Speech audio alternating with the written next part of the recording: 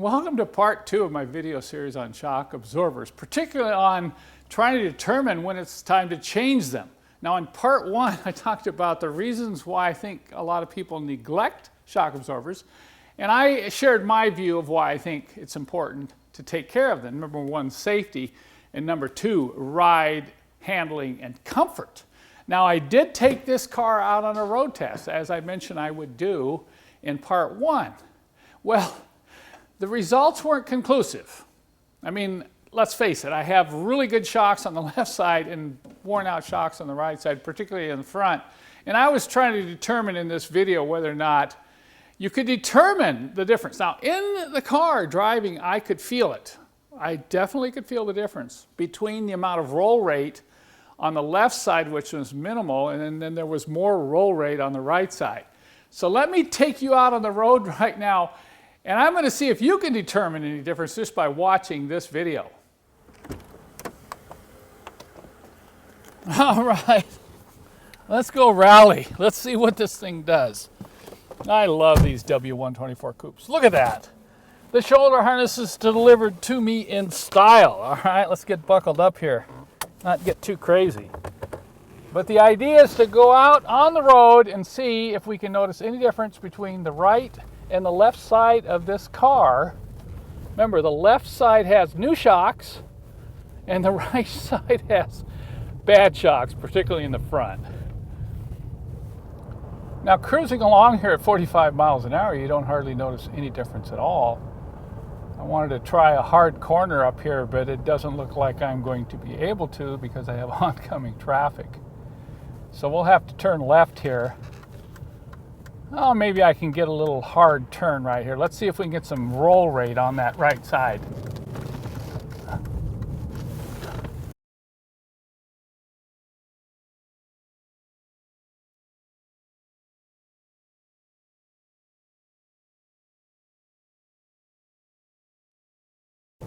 Look at the roll rate. Now let's go the other way. And you feel the difference. You can see the difference.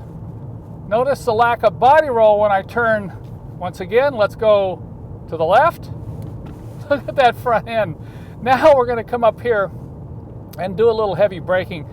I don't know if you're going to be able to notice this on camera, but maybe we can see the front dive a little bit more on the right side than on the left.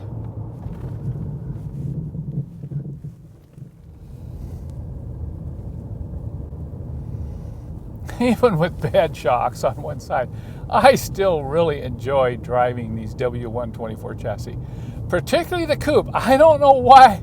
I've driven a lot of sedans, but there's something about the coupe, the seating position and the ride and handling is just a little bit different from the sedan. So, you know, if you watched my previous video driving the red coupe, I made some comment about this being one of the most comfortable driver's seat I've ever sat in, and so is the case with this little bit newer E320. I don't know if that test was that proof positive on film, but I could feel the difference. And I think if you look real closely at a couple of those scenes, you'll see there is a difference between the roll rate on the right and the left side. So we're going to pull this back into the shop now, and we're going to change those two shocks on the right-hand side.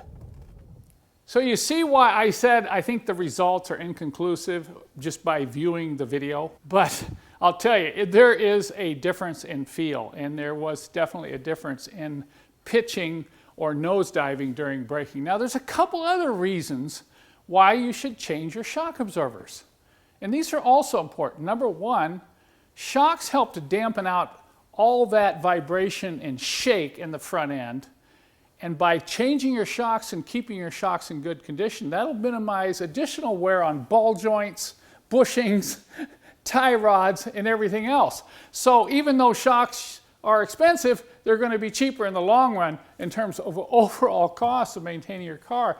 The other is tire wear. You can't believe how bad the tire wear can become when you have really bad shocks. What will happen is the tire will start cupping.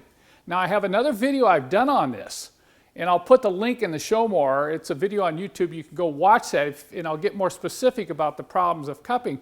But usually what happens, you can check the outside edge of the tire, and you'll see, you know, it'll be uneven. And that means the car is bouncing down the road. When you go down the freeway at 70 miles an hour, you know, there's a bounce to it. And that means the rubber's hitting the road at a different time on the tread. And eventually it gets a rhythm going and it'll get excessive wear in the same part every time the tire comes around. I think you know what I'm trying to say. So there you go. You got 4 reasons why you should change your shock absorber. Safety. Safety in handling and braking. Number 2, ride, comfort, road feel. Number 3, minimizing suspension wear on all those components. And then number 4, making your tires last longer. So do you think I convinced you there is a good reason to take care of your shocks? As I mentioned in part 1, and if you haven't seen that yet, I'd ask you to go watch it because it's going to give you the background of where I'm going with part 2. I don't know if there's going to be a part 3, okay? We'll see how the response is to this one. But I am going to change the shocks now on the right side. I'm going to jack this thing up. We're going to change the shocks. There's another thing I didn't show you in part 1, and that's the difference between comfort shocks and heavy-duty shocks. Because I get this question asked a lot. We get emails all the time saying, Kent, what do you recommend I buy? Should I get the comforts or should I get the heavy duties? Well, let me show you the difference. And then maybe that'll help you decide which shocks are the best for you. I think many of you are going to be surprised at the dramatic difference between the heavy-duty shock and the comfort shock. Now, this is the heavy-duty shock in my right hand. I've got that in my right hand because that's a stronger arm. It's going to take a lot more push down. This is the comfort shock over here. Now, just pushing them down, you're going to feel a huge difference. I mean, oh, come on. Look at how long.